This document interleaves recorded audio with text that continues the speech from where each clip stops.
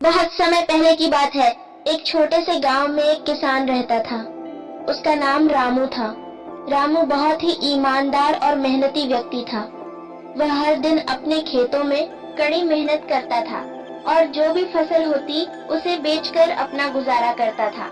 लेकिन एक साल मौसम की खराबी के कारण उसकी फसल अच्छी नहीं हुई। उसके पास जितनी भी बची हुई फसल थी उसे बेचने के लिए वह शहर गया। शहर पहुंचकर रामू ने अपनी फसल को बाजार में बेच दिया और जो भी पैसे मिले उसे लेकर वह घर लौटने लगा।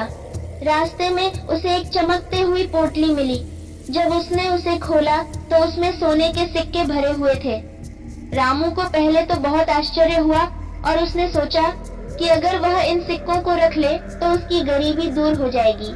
लेकिन तुरंत ही उसकी ईमानदारी जागी और उसने सोचा कि यह सिक्के किसी और के हैं जो इन्हें खो चुका होगा। रामू ने गांव के मुखिया के पास जाकर वह पोटली सौंप दी और कहा, मुखिया जी, मुझे यह पोटली रास्ते में मिली है। मुझे नहीं पता कि यह किसकी है, लेकिन यह मेरी नहीं है। कृपया इसे उसके असली मालिक को लौटा दें। मुखिया रामू की ईमानदारी से बहुत प्रभावित हुए और उन्होंने उसकी तारीफ की। कुछ दिन बाद पोटली का असली मालिक गांव में आया और मुखिया से मिलने गया। मुखिया ने उस व्यक्ति को पोटली सौंप दी। उस व्यक्ति ने रामू की ईमानदारी के बारे में सुना और बहुत प्रसन्न हुआ। उसने रामू को पुरस्कृत करने का निर्णय लिया। उस व्यक्ति ने रामू को अपने साथ एक बड़ी रकम देने का प्रस्ताव दिया, लेकिन रामू ने विनम्रता से कहा, मैंने केवल अपना कर्तव्य निभाया है, मुझे कोई इनाम नहीं चाहिए।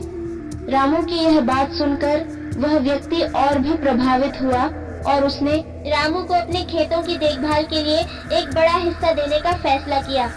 अब रामू के पास अपनी मेहनत का फल भी था और दूसरों की मदद से उसकी स्थिति भी सुधर गई। सीख: इस कहानी से हमें यह सीख मिलती है कि ईमानदारी का फल हमेशा मीठा होता है।